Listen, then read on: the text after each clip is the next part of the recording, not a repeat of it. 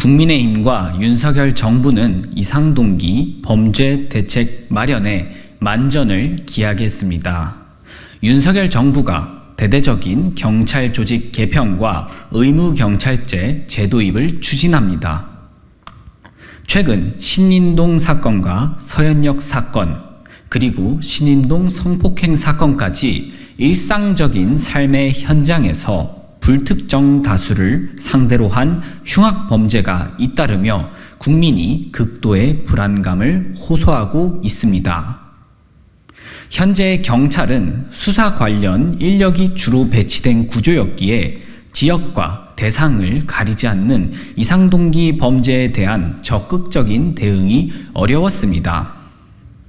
경찰은 국민의 안전을 지키고 치안을 유지하는 것이 주요 임무인데 검경 수사권 조정 이후 수사 업무가 경찰에 과도하게 몰려 정작 본업에는 소홀해진 것입니다.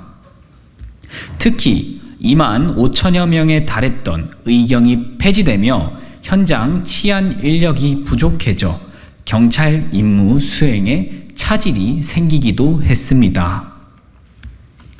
이에 한덕수 국무총리는 어제 치안 업무를 경찰 업무의 최우선 순위로 두고 경찰 조직을 재편해 치안 역량을 보강하겠다고 말했습니다. 또 범죄 예방 역량을 대폭 강화하기 위해 의무경찰제 제도입도 적극 검토하겠다고 밝혔습니다.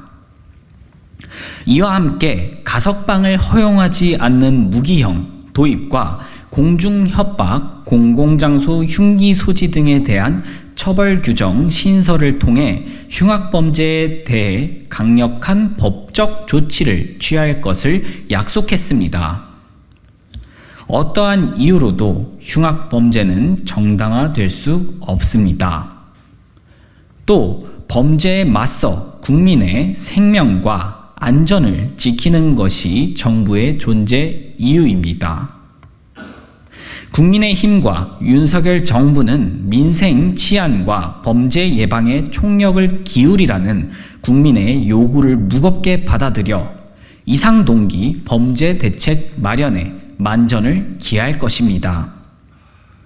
의무경찰제 제도입이라는 긴급 처방을 통해 일시적인 경찰력의 공백을 메우고 장기적으로는 경찰 조직의 구조적 문제를 해결해 대한민국이 치안 강국의 명성을 되찾을 수 있도록 노력하겠습니다. 흉악 범죄로 인해 무고한 국민이 피해를 입지 않는 사회를 만들기 위해 최선을 다하겠습니다.